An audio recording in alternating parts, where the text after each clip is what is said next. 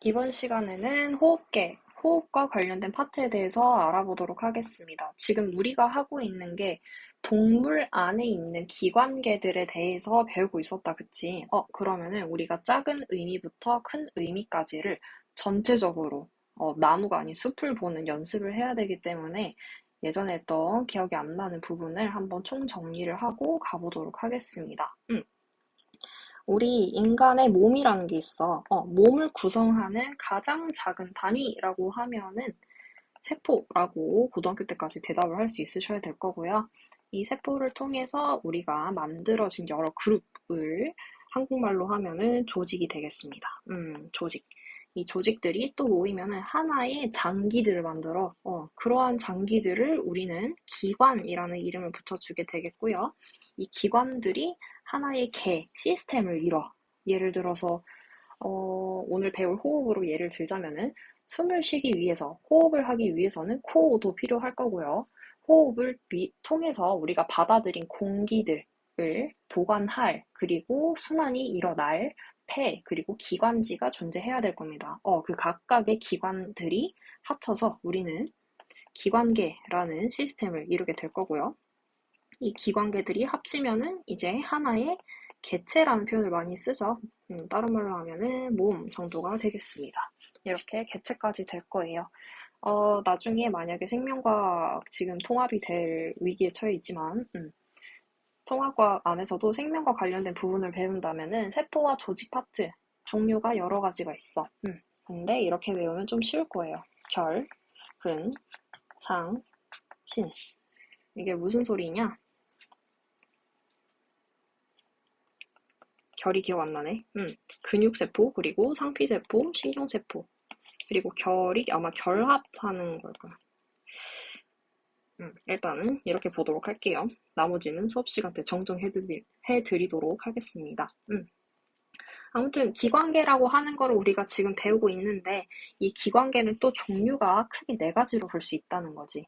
우리가 저번에 계속 배워왔던 친구들, 그리고 이번 시간, 다음 시간에 계속 배울 친구들. 일단 오늘 배울 호흡계, 그리고 다음 시간에 배울 배설계, 또 순환계, 마지막으로 소화계. 이렇게 네 가지로 볼 수가 있겠습니다. 호흡은 말 그대로 호흡을 관여하는 시스템이 될 거고요. 배설계라고 하면은 우리가 보통 대변을 생각하지만 소변과 관련된 친구들이라고 생각해 주시면 되겠습니다. 그리고 순환계, 몸에서 순환을 가장 많이 하는 친구는 피야. 그래서 피랑 관련된 거, 심장과 혈관 이 정도를 순환계 쪽으로 볼 거고요. 소화계 같은 경우에는 우리가 먹고 이제 배설하는 그러한 시스템, 즉 대변은 여기에 포함이 된다는 거 잘 봐주시면 되겠습니다. 오늘 호흡 파트 한번 가보도록 할 건데요. 교과 과정 분석을 한번 같이 보도록 하면은 원래도 중2 과정에 해당하는 부분이고 우리가 여기서 하나 볼 파트가 있다면은 들숨과 날숨의 성분에 대한 세부 내용이 삭제됐어. 정말 좋죠. 근데 천재랑 동화에서는 제외래. 계속 존재한대. 그래서 각자 학교에 있는 교과서에 따라서 봐주시면 될 것 같고요. 세포호흡이라고 하는 거는 기관계의 유기적 작용과 함께 다루기 위해서 마지막 단원으로 이동했다라고 합니다. 즉 무슨 소리야? 세포호흡 지금 안 배워 라는 뜻으로 봐주시면 될 거예요. 그러면 가보도록 하겠습니다. 호흡계란 무엇이느냐? 우리가 방금 쌤이 얘기했던 것처럼 개라고 하는 거는 시스템이야. 시스템은 여러 가지가 합쳐져가지고 같이 어떠한 작동을 하는 거를 얘기를 하겠죠. 호흡과 관련된 기관들이 합쳐져 있는 시스템으로 보시면 될 거고요. 옆에 있는 정의사항으로 접근을 해보면은 숨을 쉬면서 여기서 쉰다는 거는 들숨, 날숨 전부 포함이 될 겁니다. 산소를 흡수하고 이산화탄소를 배출하는 기능을 담당하며 코, 기관, 기관지, 폐 등의 호흡 기관으로 이루어져 있다. 방금 말한 것처럼 기관계라고 하는 거는 기관으로 이루어져 있고요. 호흡계 안에서는 우리가 코, 기관, 기관지, 폐 이 네 가지의 장기밖에 없다, 기관밖에 없다라는 걸 아시면 되겠습니다. 호흡계에 있는 모든 기관들이 궁극적으로, 결론적으로 하고 싶어 하는 일은 산소를 마시고 이산화탄소를 뱉어내는 역할을 하는 게 호흡계라고 보시면 되겠습니다. 그러면 들어가 보도록 할게요. 쌤이 방금 말했던 것처럼 숨을 쉬면서 라고 했는데 우리가 숨을 계속 내뱉기만 하면은 산소가 고갈돼가지고 빨리 다른 곳으로 가겠죠. 그렇기 때문에 우리는 숨을 들숨과 날숨 이 두 가지로 봐주셔야 되겠습니다. 득이라고 해봤자 그냥 보이는 단어 그대로 접근하시면 될 거예요.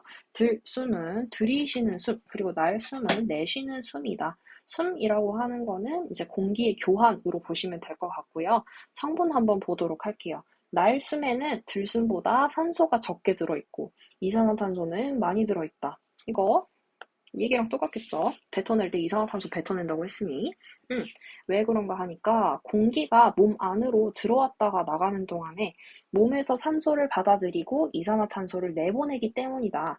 즉 무슨 소리야? 호흡계를 이루고 있는 기관들이 우리가 그냥 숨을 들이쉬고 내쉬는 동안에 필터링을 해준다는 소리겠지. 산소는 들어오시고 이산화탄소 들어오는 거 좀 막고, 내뱉을 때는 산소를 막고 이산화탄소만 나갈 수 있도록 몸 안에서 그렇게 작용이 우리도 모르게 일어나고 있었다는 내용이 되겠습니다. 그래서 밑에 표로 살짝 정리를 해준 걸 보면요. 산소의 입장에서 봤을 때는 우리가 들숨을 할 때 더 많이 포함이 되어 있을 거고요. 이산화탄소 같은 경우에는 날숨일 때 더 많이 포함이 되어 있구나. 어디에 뭐가 더 맞느냐 정도만 보시는 게 암기를 하고 이해를 하는 데는 좀 더 쉽지 않을까 싶습니다. 다 외워봤자 머리 아프니까. 그 다음 가보도록 할게요. 호흡기의 구조라고 합니다. 정수리를 기준으로 이제 사람을 딱 반으로 잘라보니 호흡기를 구성하는 기관들은 총 4가지가 있다고 했어. 여기 코, 기관, 그리고 폐, 기관지 이렇게 4가지 있었다고 얘기를 했죠. 여기서 우리가 봐야 되는 거는 시작점은 이 친구, 코라는 거 봐주시면 되겠습니다. 밑에 있는 설명을 먼저 보는 게 그림을 바로 보는 것보다 쉬울 테니 한번 접근해 보도록 할게요. 공기가 이동하는 경로, 이거 딱 봐도 뭐 쉽게 내는 학교에서는 시험 문제로 내기 괜찮겠죠? 숨을 들이쉬면은 공기가 코 속을 지나서 기관과 기관지를 거쳐서 폐 속의 폐포로 들어간다. 즉 무슨 소리야? 코, 기관, 기관지, 폐, 순인데 폐포라고 하는 거는 우리가 이렇게 봐도 돼요. 폐세포, 폐를 이루고 있는 세포. 그렇기 때문에 폐 속으로 그냥 들어간다라는 말이랑 똑같이 될 거고 폐포에 대해서 우리가 한 번 더 자세하게 알아보도록 합시다. 코, 기관, 기관지까지는 오케이. 폐로 들어간대. 여기 폐 쪽에 보시면요. 이렇게 생겼다는 거야. 폐가 자세히 보면 이렇게 동글동글한 세포들을 하나씩 가지고 있어. 원래 생긴 거는 이렇고요. 우리가 약간 투시를 해서 보면은 이렇게 생겼다는 거야. 우리 저번에 순환계 했을 때 폐동맥, 폐정맥, 그리고 대정맥, 대동맥 얘기했었던 거 기억나지? 소순환을 할 때 존재하는 폐동맥과 폐정맥을 보시면요. 여기 있는 폐랑 연결이 되어 있고요. 순서 같은 경우는 동정으로 외우면 된댔지. 동맥으로 들어가고 정맥으로 나가고. 그래서 동정 순서로 외워주시면 된다고 했었고 한 가지 특징을 더 본다라고 하면은 이 2가지의 혈관들 중에서 밀어내는 힘이 더 셀 테니까 여기 있는 친구가 더 압력이 크고 동맥이 더 두껍고 나오는 친구들은 비교적 정맥에서는 혈관이 얇고 가늘고 그리고 혈압이 더 낮다라는 거 볼 수가 있었습니다. 그러면 폐포를 조금 더 보자고 하니 여기서는 큰 혈관들이 다닐 수 없기 때문에 짜잘짜잘한 모세혈관으로 구성이 되어 있을 거고요. 여기 보시면은 폐포를 기준으로 혈관이 막 둘러싸여 있는데 혈관 안에 있는 혈액들이 하는 일 중에 하나가 산소 운반이야, 산소 운반. 우리 피가 빨간 이유가 적혈구였죠. 이 적혈구 같은 경우에는 이렇게 산소를 데리고 다닐 수가 있어. 그래가지고 이 산소를 태워서 혈액 속에 둥둥 떠다니고 있기 때문에 산소를 혈관 안으로 들어간다라고 표현을 해 놓은 거고요. 이산화탄소 같은 경우에는 몸을 순환하고 온 비교적 더럽다, 지저분하다라고 표현을 해볼게. 지저분한 혈액 속에 있는 이산화탄소를 폐포가 다시 가져가는 역할을 합니다. 그러면은 이제 날숨을 쉴 때 우리는 여기에 있는 이산탄소가 우리 체내에서 배출되는 방향으로 보시면 될 거예요. 이거를 어떻게 알았느냐라고 하니까 옆에 있는 실험을 통해서 들숨과 날숨 안에 들어있는 공기의 성분을 알아냈다고 하는데요. 한번 보시면요.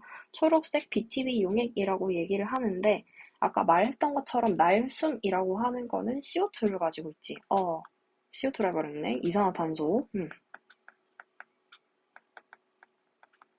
이산화탄소가 어떠한 특성을 가지고 있는지는 결과를 통해서 한번 보도록 할 거고요. 여기 내용 보도록 하겠습니다. 공기 펌프라고 하는 거는 산소를 넣어주는 역할로 보시면 되고요. 날숨을 넣어준다고 하는 거는 이산화탄소를 넣어준다라고 보시면 되겠습니다. 초록색 BTB 용액이라고 얘기를 하고 있는데 BTB 용액이라고 하는 건 특성이 세 가지로 볼 수 있어요. 노란색도 되고 초록색도 되고 파란색도 돼. 근데 각각 어떨 때 되느냐? 얘는 산성, 얘는 중성, 그럼 나머지 하나는 염기성. 이렇게 볼 수가 있겠죠. 각각의 세 가지에 따라서 색깔이 달라지니 여기는 초록색 BTB 같은 경우에는 넣어놓은 용액이 중성이구나 라는 걸 볼 수 있을 거고요. 각각의 실험을 보도록 하겠습니다. 가에는 초록색 BTB 용액의 공기 펌프로 들숨, 아까 말한 산소를 넣어줄 거고요. 나에서는 이산화탄소를 넣어준대. 그 결과 나에서는 BTB 용액의 색깔이 노란색으로 더 빨리 변한다. 그럼 노란색이 됐으니까 용액의 성질이 어떻게 됐다는 거야? 산성이 됐다. 나는 산성이구나 라는 걸 볼 수가 있다는 거지. 왜 그런지 보니까 이산화탄소가 산성을 띠는 역할을 하기 때문에 이산화탄소 때문에 산성이 됐구나 라고 봐주시면 되겠습니다. 이렇게 해가지고 들숨에는 비교적 산소가 많고 날숨에는 비교적 이산화탄소가 많구나 라는 거를 증명해내는 실험이 됐었고요. 그 밑에 호흡계의 구조랑 기능을 보도록 하겠습니다. 호흡계의 구조와 기능, 아까 말한 것처럼 네 가지의 기관들 그리고 그것들을 보호하고 주변에서 도와주고 있는 뼈와 근육들이 있습니다. 얘네들을 가지고 우리가 구조랑 기능을 한 번씩 보도록 할게요. 포인트 위주로만 보도록 하겠습니다. 일단은 가장 먼저 숨이 들어오는, 공기가 들어오는 코 쪽을 보면요. 차고 건조한 공기를 따뜻하고 축축하게 만든다라고 돼 있어. 따뜻하고 축축하게 만들어준다고 합니다. 그리고 코 속에 있는 간은 털과 끈끈한 액체로 덮여 있어서 이거 중요하겠죠? 먼지나 세균 등을 걸러낸다. 우리가 이거를 1차적인 방어 체제라고 얘기를 많이 해. 그래서 코털을 막 뽑으면 안 되는 이유로도 많이 나타나요. 실제로 코털 많이 뽑으면은 더 감기에 많이 걸린다라는 내용이 많더라고요. 그 다음 가보도록 할게요. 기관과 기관지. 여기 보시면요. 기관의 안쪽 벽에는 섬모가 있어. 그래서 먼지나 세균 등을 거르고요. 섬모 할 때 이 모자가 일본어랑 헷갈리네. 이렇게 될 거야 아마. 이게 털 모자야. 그래서 섬세한 털 정도로 보시면 될 겁니다. 섬모가 있어서 먼지나 세균 등을 거른다라고 보시면 되고요. 기관이라고 하는 거는 두 개의 기관지로 갈라져 있어. 기관은 기관지로 갈라져서 각각 좌우에 있는 폐랑 연결이 된다. 그러면 특징 하나 또 찾았지. 기관은 기관지로 갈라져서 폐와 연결이 되는 그런 기관으로 보시면 되겠고요. 기관지 같은 경우에는 폐 속에서 더 많은 가지로 갈라져서 폐포랑 연결된다라고 해. 왜 그런지 보자. 일을 하려고 해. 하나의 공간에 있어가지고 한 명이 일하고 두 명이 일하는 것보다는 그 안에서 더 칸을 쪼개가지고 100명, 200명이 일하게 하는 게 조금 더 효율적이겠죠. 얘네 같은 경우는 폐포가 그 쪼개진 자리에서 일하는 사람들 정도로 보시면 되겠습니다. 그래서 기관지는 이거가 포인트가 될 거야. 폐 속에서 더 많은 가지로 갈라져. 그래서 기관지가 폐포랑 연결이 계속 되어 있구나 라는 거를 포인트로 봐주시면 돼요. 기관은 기관, 기관지는 기관지, 폐는 폐 이렇게 따로 보시면 안 되고 그 다음 폐 보도록 하겠습니다. 폐 같은 경우에는 위에서 계속 언급했던 것처럼 가슴 속에 좌우 한 개씩 존재하고요. 총 2개. 갈비뼈랑 가로막으로 둘러싸인 흉곽에 들어있다라고 합니다. 흉곽이 무엇인지 여기 보자. 흉곽이라고 하는 거는 가슴에 있는 속이 빈 곳을 얘기하고 있고요. 여기에는 폐, 심장과 같은 기관이 있다고 합니다. 나중에 뭐 해부를 해볼 일이 있으면은 나중에 대학교에 가서 직접 해부를 했을 때 실제로 갈비뼈 그리고 장기들이 밑으로 쏟아지지 않게 가로막이 위쪽을 이렇게 싹 다 받쳐주고 있어. 그래서 얘네가 존재하는 그 안쪽 거기에 폐도 있고 심장도 있구나 등등을 봐주시면 되겠습니다. 아무튼 갈비뼈랑 가로막 어떻게 생겼냐면 이렇게 사람이 있다고 치자. 여기 가로막이 존재하고요. 갈비뼈가 생각보다 많지. 이렇게 있다고 쳐. 그러면은 쌤 같은 경우는 해부를 조금 해보긴 했었었는데 여기를 잘라. 그래서 여기에 해당하는 갈비뼈를 다 드러내고요. 이렇게 안에를 보면은 이제 소화기에 관련된 장기들 있었던 것 같아, 기억에. 아니, 여기 있었다. 여기 있었고, 이제 이쪽에 심장이 여기 있고, 폐가 되게 크게 자리를 차지했던 게 기억이 나네요. 그래서 결국은 말하고 싶었던 거는 갈비뼈랑 가로막이 이렇게 가지고 있는 쪽에 폐가 존재하는구나 라는 걸 봐주시면 될 거고요. 특징 보도록 하겠습니다. 폐는 근육이 없어. 이거 제일 중요함. 근육이 없어서 스스로 수축하거나 이완을 할 수가 없대. 무슨 소리야? 얘네 두 개는 근육의 특징으로 볼 수 있는 거겠지. 근육이라는 거는 근섬유로 이루어져서 수축이나 이완을 할 수 있는데 이 근육이 없기 때문에 폐는 이 두 가지가 불가능한 거고요. 갈비뼈랑 가로막의 움직임에 따라서 그 크기가 변한다. 즉 그래서 얘네를 받치고 있는 친구들이 수축하면은 폐도 비교적 작게 모양을 유지하게 될 거고 얘네가 늘어나면은 얘가 이렇게 존재할 수 있는 부분도 더 늘어나게 된다라는 걸 보시면 되겠습니다. 그 다음 볼게요. 수많은 폐포로 이루어져 있어서 공기와 닿는 표면적이 매우 넓다. 아까 쌤 얘기했던 것처럼 이렇게 칸을 나눠서 그 칸마다 폐포라는 것들이 존재한다라고 얘기를 했었는데 여기서 내가 안 쓰려고 했던 단어가 나왔네. 표면적. 표면적이라고 하는 거가 되게 효율을 올려주는 친구로 보시면 돼요. 효율을 올려준다. 그래서 공기를 더 많이 교환하는 데 역할을 한다라고 보시면 되겠습니다. 수많은 폐포로 이루어져 있다는 건 더 공기를 짧은 시간 내에 많이 교환할 수 있다는 소리가 될 거고요. 여기서 나온 것처럼 표면적이 넓어서 기체 교환이 효율적이다라는 걸 보시면 될 거예요. 여기 있는 폐포를 조금 더 디테일하게 보시면요. 폐포, 말 그대로 포라고 하는 건 세포 느낌으로 얘기를 했었는데 공기 주머니 뭐 보셔도 괜찮을 것 같고요. 한 층의 얇은 세포층, 이거는 지금은 중요하지 않겠지만 한 층, 막이 하나다라는 거 봐주시면 되겠습니다. 그다음 표면이 모세혈관으로 둘러싸여 있다. 즉 혈관이 그 3억 개가 넘는 많은 폐포를 전부 둘러싸고 있다라는 걸 봐주시면 될 거고요. 여기 보시겠습니다. 폐포랑 모세혈관 사이에서 산소랑 이산화탄소가 교환된다. 사이에서야. 직접 뭐 얘네가 뚫고 들어가서 어쩌고 하는 게 아니라 얘네 두 개 사이에서 공기가 교환된다라는 거 보시면 되겠고요. 가로막 아까 쌤이 얘기했던 뭐 여기 파트가 되겠지? 폐 아랫부분에 있는 근육으로 된 막이고요. 갈비뼈 같은 경우는 폐를 보호하는 역할, 얘네 두 개 같은 경우에는 호흡 운동이 일어나게 한다. 즉 들숨과 날숨을 통해서 폐의 사이즈가 늘어날 때는 뭐 자기들 스스로가 조금 더 공간을 확보해주고 날숨을 통해 가지고 폐가 다시 좀 쭈그러들 때에는 자리를 근육으로 채워주고 이러한 역할을 한다라는 걸 보시면 되겠습니다. 우리가 저번 시간에 호흡에 있어가지고 호흡은 어떠한 숨으로 이루어져 있는지 그리고 호흡 운동을 하는데 호흡계 안에서 쓰이는 호흡의 기관들에 대해서 배웠습니다. 그러면 우리는 오늘 호흡에 있는 운동과 이 호흡 운동을 통해서 기체가 어떻게 교환이 되는지를 조금 더 자세하게 알아보도록 할게요. B파트 먼저 보도록 하겠습니다. 호흡 운동, 우리 저번 시간에 이거를 하고 끝났었을 거야. 호흡 운동 쪽에 보시면요. 호흡 운동의 원리를 가지고 리뷰를 한번 하고 있는데요. 여기 보시다시피 폐라고 하는 친구가 이제 최종적으로 기체가 도달하는 곳이다 라는 걸 우리는 봤었어. 그렇기 때문에 호흡 운동의 원리는 폐에 공기가 들어오는데 폐라는 게 근육이 없는 게 특징이라고 그때 얘기를 했었죠. 근육이 없어. 그래서 스스로 커지거나 작아지지 못하므로 다시 말하면은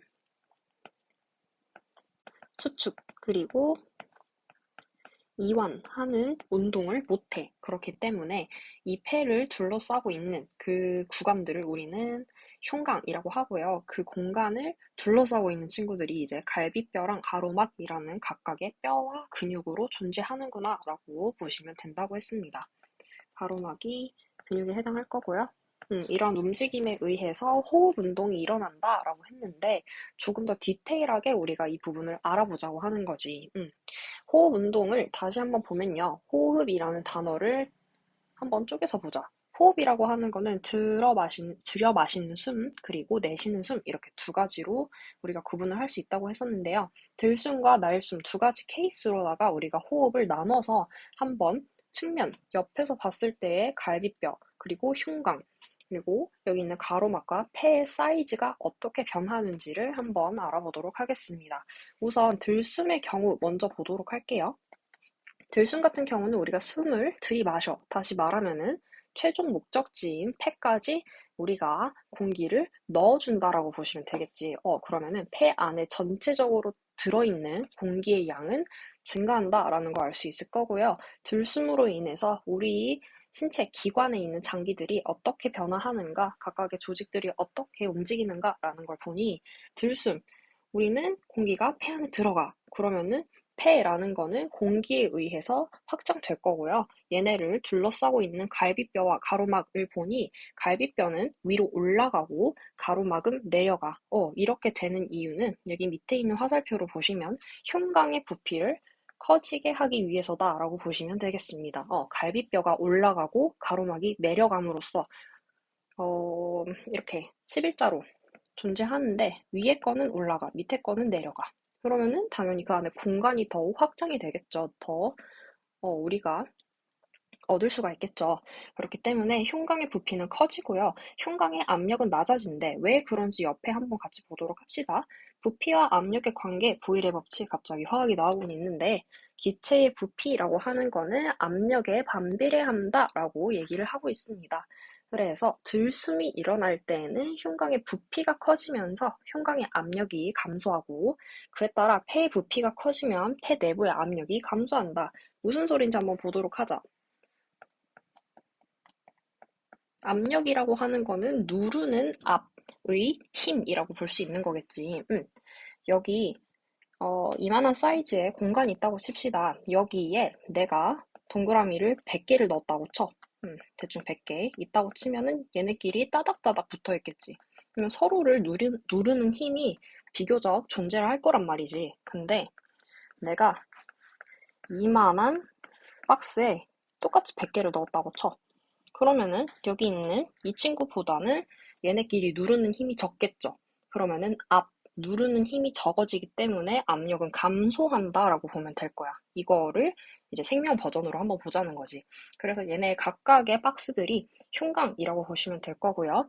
이 안에 공기 분자들이 많이 들어가느냐 아니면은 들어있는 분자량은 똑같지만 분자의 개수는 똑같겠지만 흉곽의 사이즈가 커졌을 때는 압력이 어떻게 존재를 하느냐를 한번 비교를 해보면 된다는 거야. 그래서 여기 작은 거 같은 경우에는 똑같은 양을 집어넣는다고 쳤을 때 압력이 발생하는 반면 여기 큰 쪽에 똑같은 양을 넣었을 경우에는 압력이 비교적 덜하다라는 거를 알아볼 수가 있겠습니다. 여기에 보일의 법칙이라는 게 쓰이는 거 볼 수 있을 거고요. 결국 여기 다시 밑에 쪽 보시면요. 흉곽의 압력이 낮아진다 라고 했기 때문에 다른 말로 하면은 폐의 부피가 커진다. 이거 두 개는 반비례 관계. 뭐가 반비례야? 압력과 부피가 반비례구나. 반대로 비례하는구나 라고 보시면 돼요. 얘네를 옆에 수식화 시켜보면은 반비례라고 하는 거는 우리가 이렇게도 볼 수 있어. 한 번쯤 봤을 거예요. 부피 분의 1. 그러면은 얘가 증가하면은 얘는 감소해야 될 거야.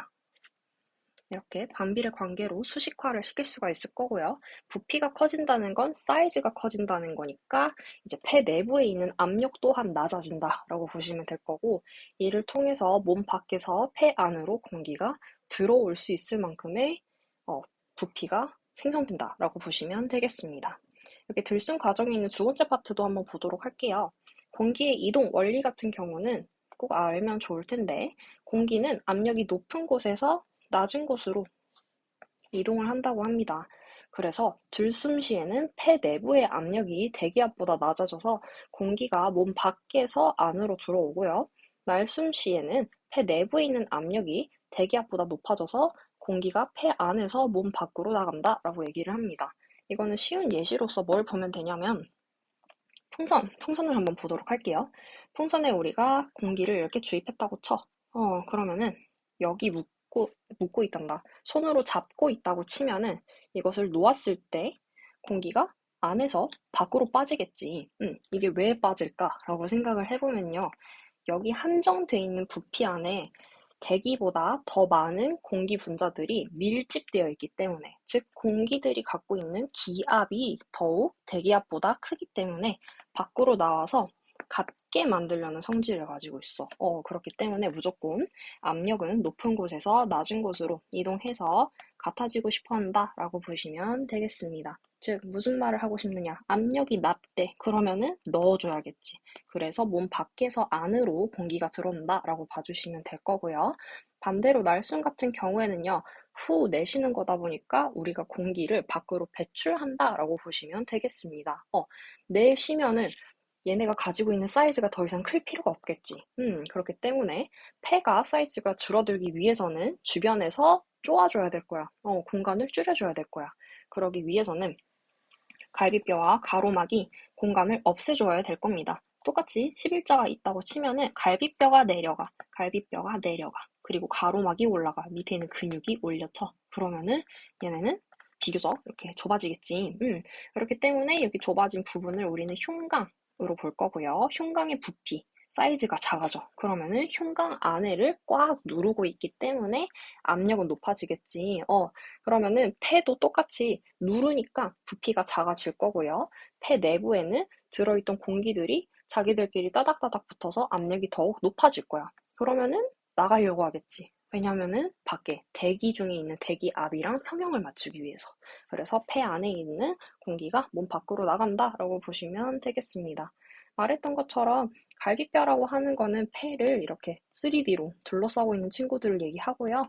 가로막이라는 거는 몸 한가운데에 정말 이렇게 막같이 돼 있어. 그래서 얘네가 올라갔다 내려갔다, 갈비뼈도 올라갔다 내려갔다 하면서 들숨과 날숨을 같이 조절해주는 친구들이구나 라고 보시면 되겠습니다. 밑에 이러한 내용 두 가지를 다 표로 나타내 보았는데요. 표로 보면은 어려울 수 있으니까 쌤 같은 경우에는 이렇게 그림으로 같이 좀 외워주는 거를 선호합니다. 그리고 그렇게 해주시면 더 기억에 남기도 쉬울 거예요. 그러면 세 번째 가보도록 할게요. 들숨과 날숨이 일어날 때 몸의 상태는 어떻게 바뀌느냐? 몸의 상태라고 해봤자 우리가 이때까지 들숨, 날숨 배우면서 나왔던 뭐 갈비뼈, 가로막, 흉강 이런 친구들의 사이즈, 그리고 부피 이런 거를 알아보도록 할 거예요. 여기 보면은 다 비슷한 친구들이 있어. 한번 그룹을 만들어 볼게. 조직화를 해볼게. 흉강의 부피, 흉강의 압력, 둘 다 흉강에 관련된 게 될 거고요. 폐의 부피, 폐의 내부 압력, 얘네 둘 다 폐에 관한 게 되겠지. 이거 두 개가 이제 각각의 그룹을 형성하게 될 거고요. 갈비뼈랑 가로막, 얘네 두 개는 직접적으로 폐의 사이즈를 조절해주는 친구이기 때문에 묶어서 보도록 하겠습니다. 갈비뼈랑 가로막 같은 경우에는요, 숨이 들어가. 그러면은 사이즈를 키워야 돼. 그래서 위쪽에 있는 갈비뼈는 올라갈 거고요. 밑에 있는 가로막은 내려갈 거예요. 왜? 더 많이 받아들이기 위해서. 그리고 날숨 같은 경우에는요. 우리가 숨을 빼야 돼. 그러기 위해서는 위에서는 내려주고 밑에서는 올려줘가지고 총 공간을 없애줘요. 그래서 숨을 뱉을 수 있게 유도를 하는 두 가지 기관들로 보시면 되겠습니다. 그러면 흉강과 폐 각각 두 가지의 케이스를 보도록 할게요. 들숨의 경우에는 흉강의 부피가 들이마시기 때문에 당연히 커져야겠지. 부피가 커진다고 하는 거는 그 안에 원래 존재하던 압력, 그 공기들끼리 더 이상 붙어 있지 않아도 된다는 거야. 그러면 얘네끼리 누르는 힘, 압력은 낮아질 거예요. 약해질 거예요. 그렇기 때문에 부피와 압력은 아까 말했다시피 이렇게 해볼까? 부피는 압력분의 1. 반비례. 적인 특성을 가지고 있다라고 얘기를 했었고, 날숨, 후, 내쉰데 그러면은 부피가 굳이 커져 있을 필요가 없다는 거지. 작아져야겠지. 그렇기 때문에 흉곽의 부피는 작아질 거고요. 작아지면서 그 안에 들어있던 공기 분자들이 꽉 누르기 때문에 압력은 높아지게 될 겁니다. 그러면 계속 가보도록 할게요. 똑같아. 흉곽이 둘러싸고 있는 거는 결국에 폐라는 장기, 기관이기 때문에 폐도 흉곽을 따라서 사이즈가 변하게 될 거예요. 폐의 부피 같은 경우에도 흉곽의 부피가 커지면은 그만큼 공간을 확보할 수 있기 때문에 폐도 들숨 시에는 사이즈가 커질 거고요. 이를 통해서 그 안에 들어있던 공기 분자들이 만날 일이 없어서 압력은 감소하게 될 거고요. 날숨 후 내쉴 때에는 폐는 흉곽과 똑같이 공기를 더 이상 가지고 있을 필요가 없기 때문에 부피가 작아질 거야. 그러면은 폐 내부에 있는 압력 또한 얘네들끼리, 분자들끼리 더욱더욱 맞붙어 있겠죠? 그렇기 때문에 압력은 높아진다라고 보시면 되겠습니다. 뭐 여기서 패턴을 어느 정도 눈에 익힌 친구들은 알겠지만 부피는 부피끼리 똑같이 증가하거나 감소하거나 그리고 압력은 압력끼리 증가하거나 감소한다라는 패턴도 보실 수가 있을 거예요. 단 흉곽이 무엇인지 폐가 무엇인지 순서가 흉곽이 어떻게 되어서 폐가 어떻게 되었다라는 순서라는 것만 좀 잘 알아주시면 되겠습니다. 예를 들어서 폐라는 거는 근육을 가지고 있지 않다고 했는데 폐가 먼저 커져서 흉곽이 커진다라고 얘기를 하면은 이거는 몸의 메커니즘 상에 오류가 있다라는 걸 알 수 있을 거고요. 공기의 이동이래. 우리 장난치는 것도 아니고 들숨 들이마시는 거죠, 몸 안으로. 그래서 폐로 결론적으로 공기가 이동할 거고 날숨 내뱉는데 어디로 내뱉겠어? 밖으로 내뱉겠지. 그래서 공기 이동은 어, 적어 놓아봤자 그냥 당연히 아시면 괜찮을 것 같아요. 여기 들숨과 날숨이 일어나는 압력 변화 비교라고 얘기를 하는데 밀리미터 Hg라고 하는 거는 예전에 수은을 이용해서 압력을 측정했던 단위이긴 한데 전공에 오지 않으면 굳이 쓰진 않아요. 여기 760이라고 되어 있는 거는 우리가 일반적으로 대기압이라고 얘기하는 1기압 정도로 보시면 되고요. 우리는 뭐만 보면 되냐? 760보다 754, 759가 낮다는 건 알잖아. 그렇기 때문에 들숨을 하면은 흉곽이랑 폐에서는 압력이 낮아진다라는 거 보시면 될 거고요. 날숨 하면은 흉곽은 좀 낮긴 하지만 폐포, 결국은 폐잖아. 폐에서는 날숨, 얘가 좀 더 높구나. 압력이 생기는구나. 라는 걸 봐주시면 되겠습니다. 그 다음 가보도록 할게요. 기체를 교환하는 메커니즘, 순서, 어떠한 과정을 가지고 있느냐라는 걸 볼 건데 장소적으로 구분, 그리고 기체가 무엇이느냐, 종류에 따른 구분, 기체 농도, 여기는 기체 종류라고도 써볼게요. 각 종류별로 농도가 어떻게 차이가 나는지 볼 거고요. 기체에 교환하는 방법, 그리고 그 결과 어떻게 되었는지 이렇게 총 4가지로 보도록 하겠습니다. 첫 번째, 두 번째, 안 예쁘다. 두 번째, 세 번째, 네 번째. 첫 번째부터 보도록 할게요. 폐에서의 기체 교환이래. 그러면은 폐에서 기체 교환이 어떻게 이루어지느냐라는 얘기가 될 텐데 폐에는 우리가 수많은 가지처럼 퍼져 있어서 폐포라는 친구들이 끝에 방울처럼 달려있는 걸 우리가 저번 시간 봤었을 거야. 그렇기 때문에 폐포라고 볼 거고요. 폐를. 폐포와 폐포를 둘러싸고 있는 수많은 모세혈관 사이에서 기체가 교환이 되는구나. 어떻게? 폐포랑 모세혈관 이렇게 같이 얘네가 기체가 교환이 된다라는 걸 볼 수 있을 거고요. 조직세포에서의 기체 교환을 본다고 하면은 온 몸에 있는 모세혈관이랑 조직세포랑 이렇게 기체가 교환이 되는구나 라는 걸 보시면 되겠습니다. 밑에 있는 큰 그림으로 나중에 얘네들은 같이 볼 거고요. 우선은 표 먼저 보도록 합시다. 여기 기체 농도 각각 2가지 케이스로 보도록 할게요. 산소랑 이산화탄소. 우리는 폐 배우고 있으니까 폐 먼저 보시면요. 산소는 우리가 들숨했을 때 받아들인 산소량이 제일 많겠지. 다른 데를 거치지 않았으니. 그렇기 때문에 폐포가 모세혈관보다 먼저 산소를 만나게 될 거야. 그래서 폐포에 있는 산소가 조금 더 농도가 높구나, 산소가 많구나 라는 걸 보실 수 있을 거고요. 이산화탄소 같은 경우에는 우리가 들숨을 한다고 쳤을 때 폐상에는 산소보다는 이산화탄소가 적어요. 그렇기 때문에 모세혈관에 이산화탄소가 더 많이 존재하는구나 라는 걸 보시면 되겠습니다. 그다음 조직세포 보시도록 할게요. 조직세포 같은 경우에는 산소가 모세혈관이랑 조직세포랑 쳤을 땐 모세혈관에 좀 더 많이 존재하고요. 이산화탄소 같은 경우에는 조직세포에 이산화탄소가 제일 많다라는 걸 보실 수 있겠습니다. 이거 또한 밑에 그림을 통해서 볼 거고요. 그다음 기체교환 보도록 할게요. 기체교환은 세포는 모세혈관한테 산소를 갖다 주고요. 모세혈관은 이산화탄소를 세포한테 전달하게 되겠습니다. 그다음 조직세포에서는 모세혈관이 조직세포한테 산소를 줄 거고 조직세포가 모세혈관한테 이산화탄소를 줄 거래. 여기서 살짝 감을 잡은 친구들도 있겠지만 우리는 이렇게 볼 수 있겠다는 거지. 세포, 그 다음 모세혈관, 그 다음 조직세포 순이기 때문에 산소라고 하는 건 얘가 제일 많고 그 다음 얘, 그 다음 얘라는 거 볼 수 있을 거고요. 이산화탄소 같은 경우에는 얘가 1등, 얘가 2등, 얘가 3등이라는 걸 볼 수가 있을 거야. 밑에 교환 같은 경우도 보도록 할게요. 세포가 산소를 제일 많으니까 얘한테 주고 그 다음 얘가 얘한테 주는 거야. 오케이. 그 다음 조직세포 같은 경우도 이산화탄소를 제일 많이 갖고 있다고 했으니 이거를 모세혈관한테 주고 모세혈관이 이거를 세포한테 주는 거야. 되게 체계적으로 몸 안에서 기체가 교환되고 있구나라는 걸 알 수 있을 거고요. 밑에 교환 결과 보도록 하겠습니다. 세포가 모세혈관한테 산소를 많이 준다라고 얘기를 하는 거는 혈관 안에 흐르고 있는 혈액상에 우리가 산소를 공급한다고 볼 수 있을 거야. 그래서 결론적으로는 혈관 안에 있는 혈액에 산소가 많아지게 될 거고요. 이산화탄소는 다시 세포가 걷어간다라고 얘기를 했었죠. 그래서 이산화탄소는 혈액상에서 적어진다라고 보시면 될 거예요. 이 과정이 이제 정맥혈에서 동맥혈로 바뀌는 그 구조라고 보시면 될 거고, 조직세포에서 같은 경우에는 혈액상에서의 산소가 적어지고 이산화탄소가 많아진다라는 얘기를 하고 있습니다. 여기 같은 경우는 동맥혈에서 정맥혈이다라고 얘기를 하고 있는데 혈액에서 산소가 적어진다는 거는 혈액상에서, 즉 모세혈관 상에 있는 산소를 조직세포 쪽으로 준다는 소리겠지. 그리고 얘네한테서 이산화탄소를 얻어간다, 다시 받아간다라는 거야. 왜? 우리가 날숨을 통해서 세포 쪽으로 줘가지고 몸 밖에 보내버려야 되니까. 이렇게 보시면 될 거예요.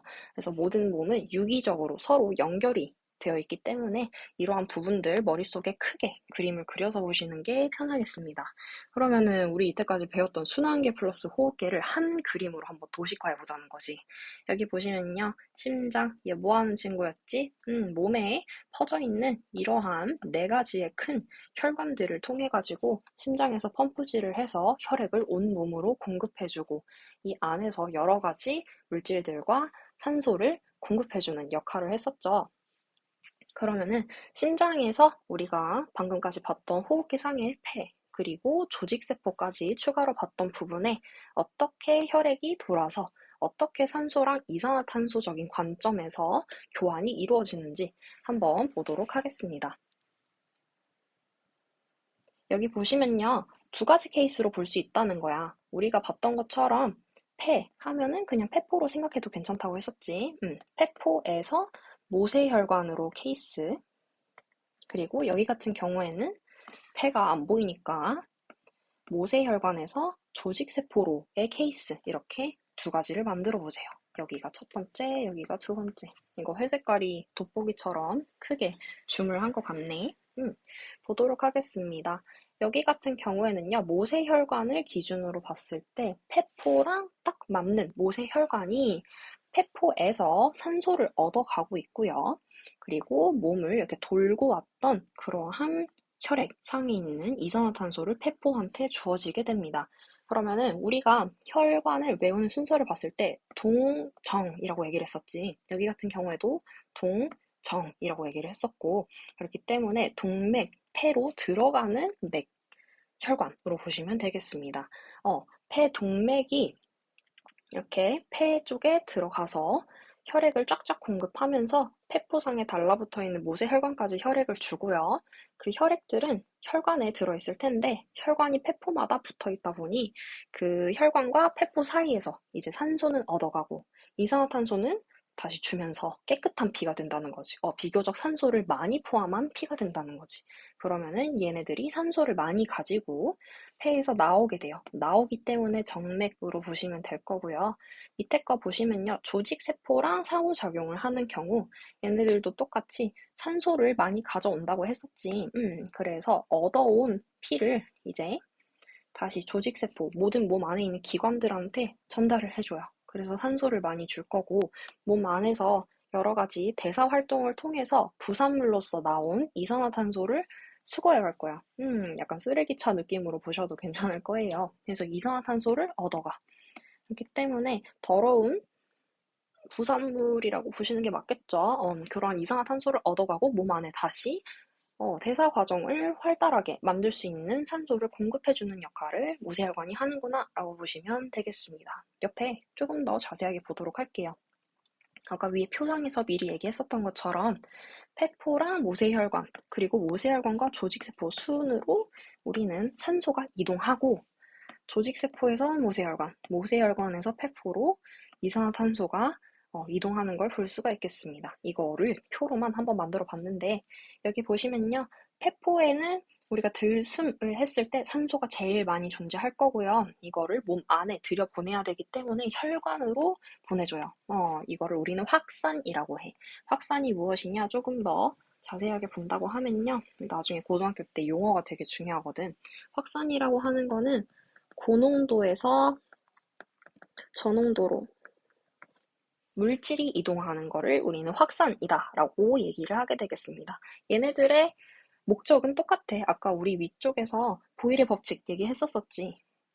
아니네요. 여기 밑에네. 이동의 원리. 아이고야. 여기 이동의 원리 쪽에 보았을 때 압력이 무조건 높은 곳에서 낮은 곳으로 이동한다라고 얘기를 했었잖아. 이거는 웬만해서는 자연계의 이치라고 보시면 되겠습니다. 고농도에서 저농도 가는 이유는 결국에 평형을 맞추기 위해서야. 예를 들어서 이렇게 얘기하는 게 맞는지 모르겠지만 내가 팔이 두 개가 있어. 왼쪽 팔에서는 피가 껄쭉해. 근데 오른쪽 팔을 꾹 찔렀을 때 피가 되게 줄줄줄 나온다고 쳐. 그럼 얘네들은 농도가 되게 평형이지 않다. 항상성을 가지고 있지 않다라고 보시면 되는 거겠죠. 그런 느낌처럼 산소 농도적으로도 우리가 관점을 보았을 때 산소라는 게 어디서든 균일하게 존재해야 되기 때문에, 그리고 산소라는 게 필요한 곳에 공급을 해줘야 되기 때문에 많은 곳에서 적은 쪽으로, 고농도에서 저농도로 확산이 된다라는 용어를 쓸 거예요. 반대로 모세혈관 같은 경우에도 이산화탄소가 몸 전체를 훑으면서 나온 부산물이라고 얘기를 했었잖아. 얘네가 폐포 쪽으로 확산이 된다는 거는 모세혈관이 비교적 이산화탄소가 많다라는 걸 볼 수가 있겠습니다. 그 밑에도 마찬가지예요. 모세혈관과 조직세포 사이에서의 산소랑 이산화탄소의 이동 과정을 보시면요. 모세혈관은 산소가 많다고 했었어. 왜냐면 폐포에서 따끈따끈하게 가져온 애들이니까. 그래서 얘네들을 직접적으로 활용하고 있는 조직세포들한테 전달해 줄 거고요. 그러면은 많은 쪽에서 적은 쪽으로 준다라는 뜻이야. 그래서 여기 그림상에서는 많다, 적다이긴 하지만 확산이 다 되고 나면은 비슷한 농도를 가진다라고 보시면 되겠습니다. 반대도 마찬가지. 이산화탄소 같은 경우도 조직세포가 몸을 훑은 게 제일 많겠죠. 다른 의미로 뭐 이산화탄소가 더 따끈따끈하게 많을 것이고 이것을 모세혈관 쪽으로 확산시킨다라고 보시면 되겠습니다. 페퍼에서의 기체 교환 이거 같은 경우는 쌤이 조금 전에 얘기를 했었기 때문에 일단은 패스하도록 하겠습니다. 나머지 문제 잘 풀어주시고 그다음 배설계 파트에서 보도록 하겠습니다. 수고하셨습니다.